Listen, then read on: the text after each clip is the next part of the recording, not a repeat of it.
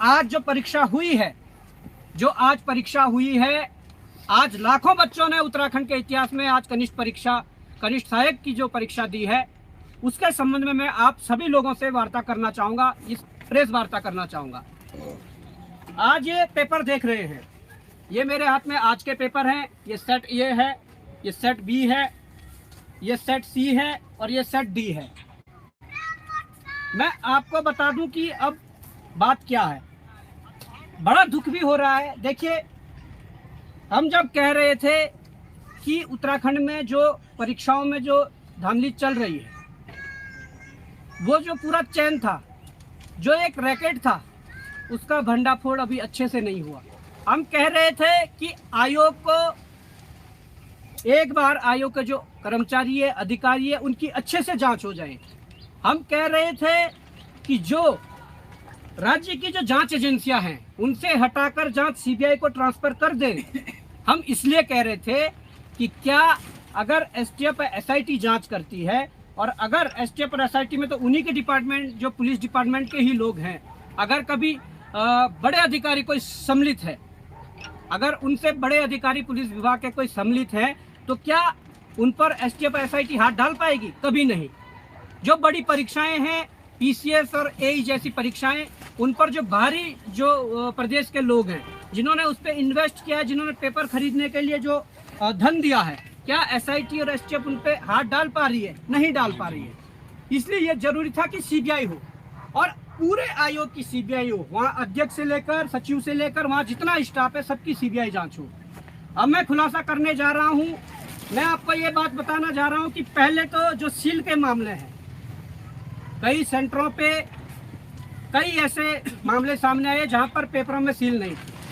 कई जगहों पर सेम पटवारी वाला मामला सामने आया है, जहाँ पर सील तो थी, परंतु जो पहली 2 सील पेपर में लगाई गई थी, वो दोनों सीलें टूटी हुई थी, उसके ऊपर एक्स्ट्रा 2 सीलें लगाई गई थी, जिसका एग्जाम्पल हमारे पास ये भी है। अगर आप जूम करके दिखाओगे तो इसके अंदर एक दूसरी सील लगी हुई थी जो तोड़ी गई थी बाद में। ये देहरादून का मामला है। परंतु सील वाला मैटर छोड़ के, या आप ये जो संख्या देख रहे हैं, प्रश्न पत्रिका जो क्रमांक है, वो क्रमांक और जो ओएमआर का क्रमांक होता है वो सेम होता है। कई जगहों से अभी शिकायत मिली है कि यहाँ पर ये क्रमांक भी ओएमआर और प्रश्न पत्र में अलग अलग थी। अब सबसे बड़ी बात मैं कहने जा रहा हूँ, भारत के इतिहास में जो पहली बार ऐसा होने जा रहा है, जो बात मैं आपको कहने जा रहा हूँ, आयोग के जो पदाधिकारी हैं, उन्हें चुपचाप अपने नैतिकता के आधार पर इस्तीफा देना चाहिए, क्योंकि वो एक भी परीक्षा को पारदर्शी रूप से संपन्न करवाने में नाकामयाब है।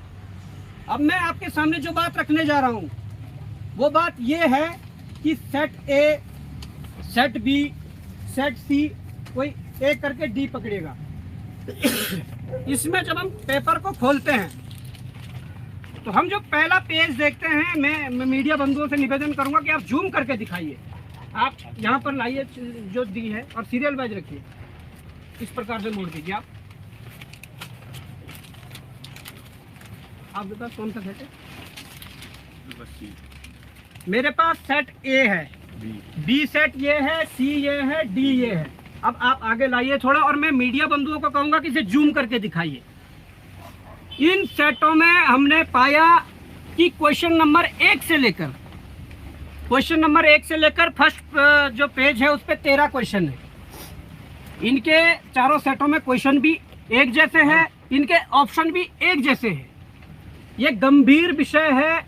और यही नहीं, जितने भी पेज आप खोलोगे, नंबर 1 से नंबर 100 तक, मैं ये लास्ट पन्ना खोल लेंगे सभी, नंबर 1 और नंबर 100 तक ए बी सी डी चारों सेटों में आप देख सकते हैं कि सेम क्वेश्चन है, सेम उसके ऑप्शन दिए हुए हैं। ये बताता है कि स्पेशल किन्हीं लोगों को फायदा पहुंचाने के लिए। अब फायदा कैसे पहुंचाया जाता है, ये मैं भी आपके सम्मुख रख देता हूं। फायदा ऐसा पहुंचाया जाता है कि जिन लोगों ने कभी पेपर में सील के साथ छेड़छाड़ करके या उसकी उत्तर कुंजी को हासिल करके अपने बंदों को जिनसे पैसा लिया होगा, उनको एक छोटी सी पर्ची में 1 से 100 क्वेश्चन के ऑप्शन दे देते हैं कि क्वेश्चन 1 का डी है, बी का बी है, सी का ए है।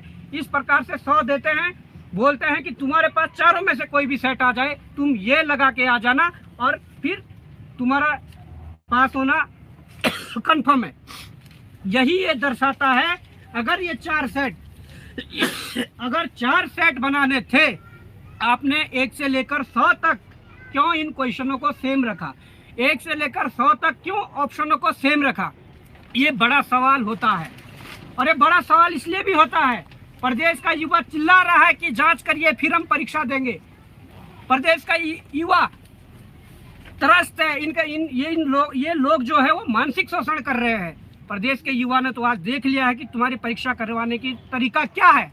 मैं आरोप लगा रहा हूँ, हमारे पास सूचना है कि पटवारी का जो दोबारा पेपर हुआ वो पेपर बाहर था।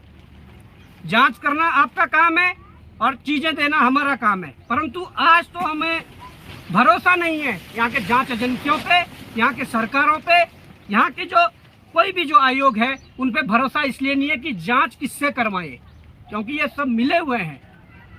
इनके पास जो चीजें देते हैं उन मामले को दबा देते हैं। दुख इस बात का है, अब इस राज्य की जो जांच होगी वो कौन करेगा? कौन ऐसा व्यक्ति होगा जिस पे विश्वास किया जा सके? इसलिए भी ये अब समस्या है। पुलिस के पेपर में भारी अनियमितताएं हैं। पुलिस के पेपर की भी सूचना पेपर बाहर था। फिजिकल में जो नंबर बढ़ाए सो तो बढ़ाइए, परंतु उसकी जांच कौन करेगा? मैंने वही कहा था कि एसटीएफ एसआईटी जांच कर रही है। अगर उनके ही बड़े आला अधिकारी अगर पुलिस के परीक्षा में सम्मिलित हो तो क्या उन तक वो हाथ पहुंचा पाएंगे? क्या उन तक वो हाथ डाल पाएंगे? कभी नहीं। इसलिए मैं कहना चाहता हूं प्रदेश के अभिभावकों से, ये आपके सामने सब साक्ष्य हैं। हम कोई हवा में बात नहीं कर रहे, हम साक्ष्यों के साथ बात कर रहे हैं। भारत के इतिहास में पहली बार ऐसा हुआ है कि 4 सेट दिए गए ABCD, और चारों सेटों में 1 से लेकर 100 क्वेश्चन सेम है और ऑप्शन भी सेम है। जबकि सेट में 100 क्वेश्चन तो एक जैसे होते हैं, परंतु अलग अलग सेटों में जिस क्वेश्चन का कोई सीरीज 1 होगा, दूसरे में 20 होगा, 15 होगा, इस तरीके के होते हैं। परंतु इन लोगों ने सॉफ्ट टारगेट करवा के लोगों को फायदा पहुंचाया है। अब ये जांच का विषय है, पर सबसे बड़ी बात यह है, अब इस प्रदेश का मुख्यमंत्री इस्तीफा देगा या इस आयोग के अध्यक्ष सचिव या और जो पदाधिकारी वो इस्तीफा देंगे? क्या नैतिकता के आधार पर इस्तीफा नहीं देना चाहिए? आप एक पेपर भी सही से नहीं करवा पा रहे, ये हमारा आरोप है और ये जांच का विषय है। कैसे हुआ, क्या हुआ, अब इस पर मुझे उम्मीद है कि प्रदेश का युवा समझ रहा है। आप अपने आस पड़ोस में जाकर चारों सेट देखिए, चारों सेट में सेम क्वेश्चन है। उसके बाद आप तय कीजिए कि गलत कौन है, सही कौन है। जो आरोप लगाते हैं कि राजनीति कर रहे हैं, जो आरोप लगाती है सरकार कि ये लोग गुमराह कर रहे हैं, तो आप ये जान लीजिए गुमराह सरकार कर रही है, गुमराह आयोग कर रहा है, गुमराह बेरोजगार संघ कर रहा है। ये आपको तय करना होगा। ये धरना स्थल एकता विहार में हम बैठे हुए हैं, यहाँ रात दिन बैठे हुए हैं। अब आप देख लिए, अपने भविष्य को यदि सुरक्षित करना है तो आइए। जब तक हम फिर से सड़कों पर नहीं उतरेंगे या जब तक इनको सबक नहीं सिखाएंगे, तब तक ये हमारे साथ ऐसा छलावा करते रहेंगे। धन्यवाद। बिल्कुल बिल्कुल।